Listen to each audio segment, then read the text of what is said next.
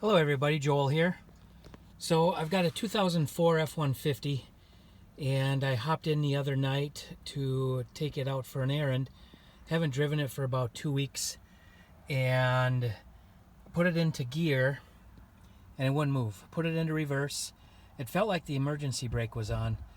Put it into neutral, moved into drive. It would not move anywhere. The engine would rev up, but no motion. After messing with it for a little bit, I checked the emergency brake. I don't think that's the issue. I tried it again in drive. I was actually able to drive forward a few inches. So went to YouTube. I looked on a couple of videos, and I saw there were some videos in here. There are some switches that are inside this, pull up this cover, and those are mostly for not being able to get it out of park. And with the vehicle running, I can depress the brake, I can shift it using the button back here. I can get it out of park with no problem, and it does go, so to speak, into gear. So I brought that information over to a local transmission shop, and he gave me some great tips. Said that it's very possible that the filter has dropped out of its hole and into the pan down underneath in the transmission. So he said I would take a look at that first, and also take a look in the oil in the pan, just to see what kind of grit, debris, what the color is, see what it looks like. Take a picture and send it to him. So I'm going to do that. I'll try to get some video of me taking this pan off. I've watched a couple videos. Looks like a nightmare of a job. No drain plug. Just gotta let the oil run out, the fluid run out. So we'll go ahead and we'll get started. Hopefully I can come up with something and take you along for the ride. I'm using a couple of 12-inch cinder blocks for concrete blocks for wheel chocks in the back here. I'm on a slight incline, and I'm going to jack up the front, put these jack stands underneath, and see if I can't give myself a little bit more clearance. It's pretty tight. I don't have a creeper, so I'm just going to have to make do with what I've got. Maybe I can get another 6 or 8 inches of clearance by jacking this thing up.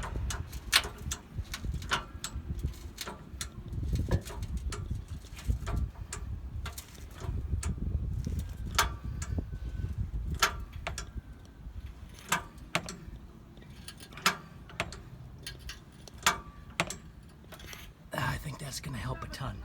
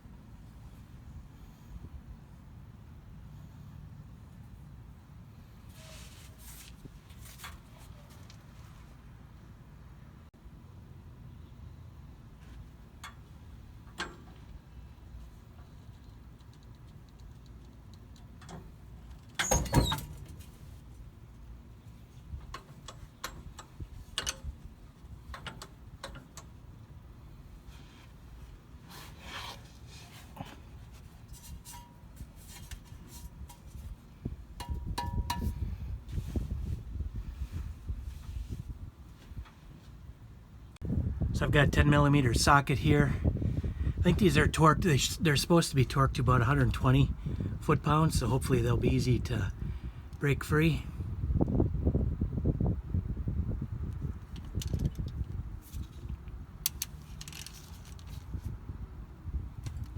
Yeah, those are going to come out nice.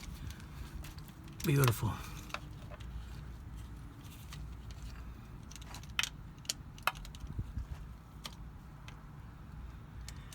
So I'm going to leave a couple of the corners. I'm sitting on quite a slope, so I'm going to let it drain out down this way. I actually prefer to come this way with it. Maybe I will try to come uphill with it. Let it come out this way. It's got this bar in the way back here. That's going to make a mess. It's a slight breeze. The breeze is going to push it back towards me, so I'm just going to have to be careful. I've got a bunch of sop up rags and white towels, shop rags and stuff, so I think we'll be all right.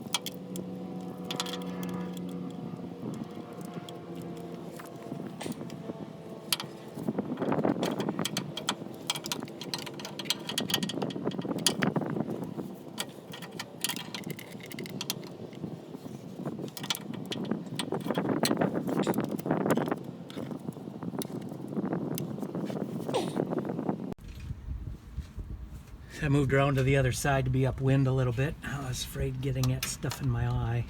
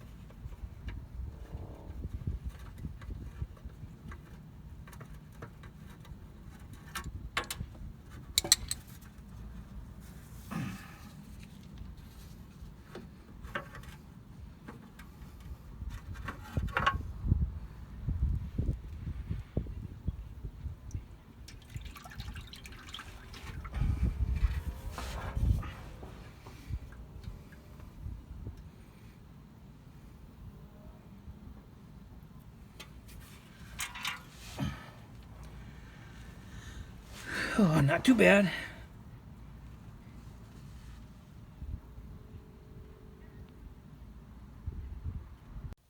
Got the fluid pan off.